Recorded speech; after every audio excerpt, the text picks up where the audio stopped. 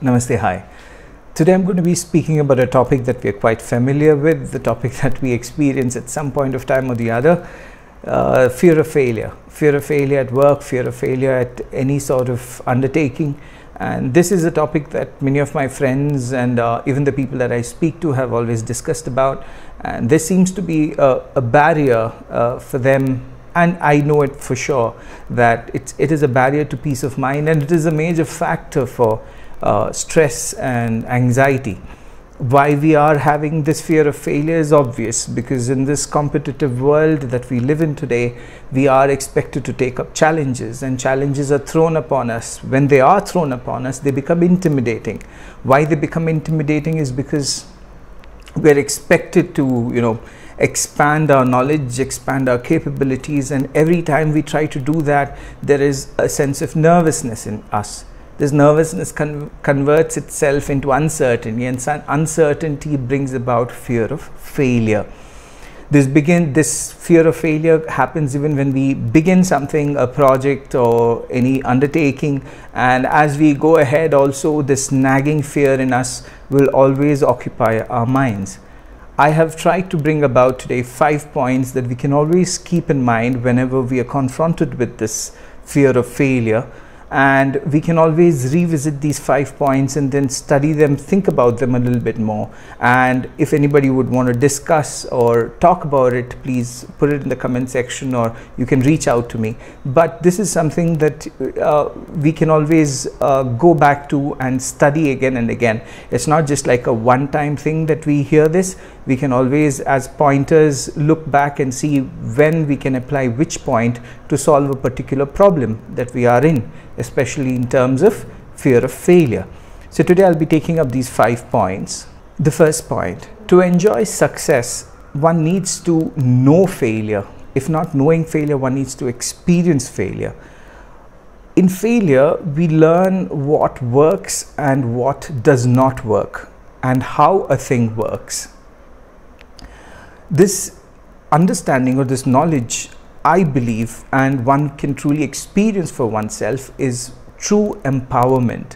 When we are not empowered with this knowledge or understanding, that's when doubt comes, and that's when this fear of failure always even casts doubt on the success that we have, saying, am I deserving of it? Am I really good enough? Maybe I'm not good enough. That is because we're not empowered by this, empowered by failures. When we achieve success and we feel we do not deserve it, if we look back and if we see, we will learn that we were never open to failures. In fact, we have always been skeptical about accepting failures and have just kept it aside as if that's a thing that's not to happen, but it has happened. No, you've got to change the whole perspective.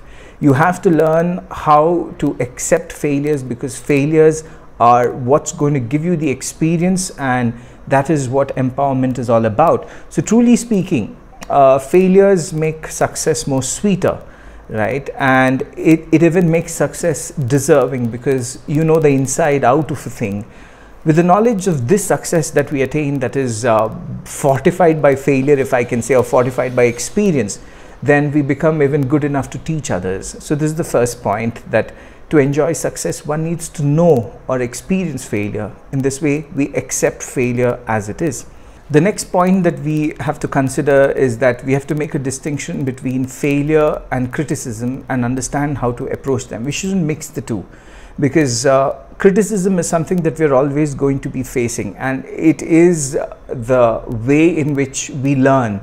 Without criticism, without a critical approach, without critical thinking, we do not really bring out the best in us. The brain doesn't work unless it is confronted with an opposing thought, or which is confronted with a doubt. Now this doubt, this criticism, so what happens is, when we are weak within, or when every critical comment or observation is made about our work or about our actions, it seems like we are being told that we have failed. This distinction we have to make, that criticism is not an equivalent to failure. So every critical comment that we get from others should be studied. In fact, it should be discussed with, especially with the people that have made that comment. We should be open enough to go and discuss it. We should be open enough to say that I need to have a better understanding of it and we need to discuss it. If the person is not willing to discuss, we need to take help of others and then have a brainstorming session and understand the issue and then resolve it. So when we do this introspection, we understand that criticism is actually a way forward, and we do not mix it up and create excessive emotional imbalance because we are not able to make the distinction between failure and criticism. So criticism is separate. So the first point is failure is necessary for success. Second is don't mix the two. Don't assume that you have failed because somebody has criticized you. The third, failure is actually to be understood as not getting the intended result. I have an intended result and I do not get it. So that is what I mean by failure. That is what we generally mean by failure. If we haven't got the intended result, it's not like we tag it as failure. We have to go back to the means, study the means and see whether the means were perfect to reach the end, or we have to also understand if the end or the result that we have placed is reasonable enough according to the means that we have. So we have to be very constructive about it. Here is your end. Are you capable of achieving that end? And if you are, what went wrong in the process? And if you are having a process, you should see whether it's good enough to achieve the end. So like this, we always weigh. So there is no one moment where you get a point of completion of a task and it's a failure or a success. No, you have to always revisit. It's like a loop. You always look back, look front, look at the means, look at the end, whether the end is qualified enough for the means that you put. So like this, you always learn. It's always a cyclic process where you keep learning, keep achieving an end. Maybe you are at it, maybe you're not at it, and again you go check and study the means. So this is how you see failure even in terms of a process. Failure, as I have said, is something that if we do not get an intended result, we assume that it's failure. It's not failure. There's a way to look at it, and that's what this third point is all about. Next is the fourth point. When there is a problem in our attempt, or when we are struggling with something, we have to reach out. It's very, very important to reach out. This is something that we have to be open to. One is reach out, the other is create a team.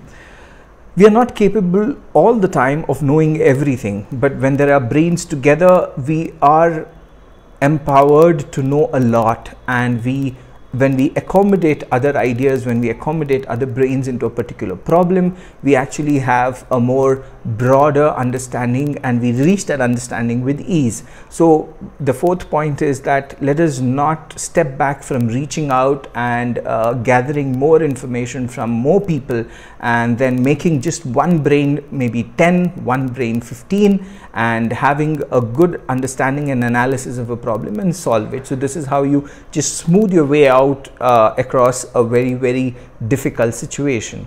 The next point, or the last point, is we have to change the definition of failure. You have to change it to experience and practice. We are nothing without experience. This is something that we have to know. Experience is what makes us. All our skills as to who we are is because of our experience, and no skill is attained without knowing how good I am at it or how bad I am at it.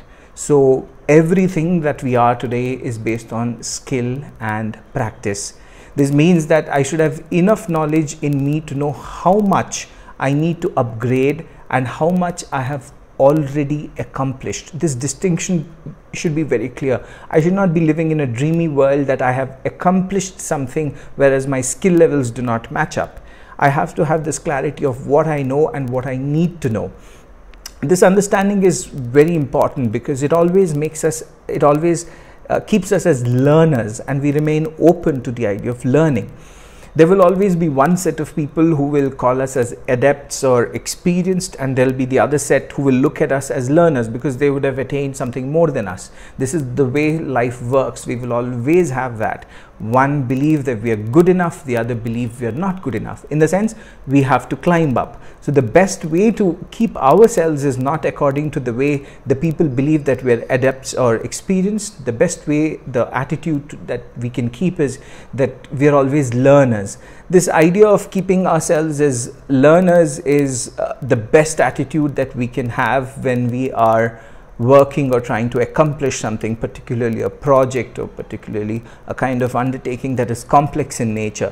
A learner always learns from failures and he practices to get better at the craft of profession. That is the beauty of being a learner. So these are the broad ideas about how do we approach the idea of fear of failures.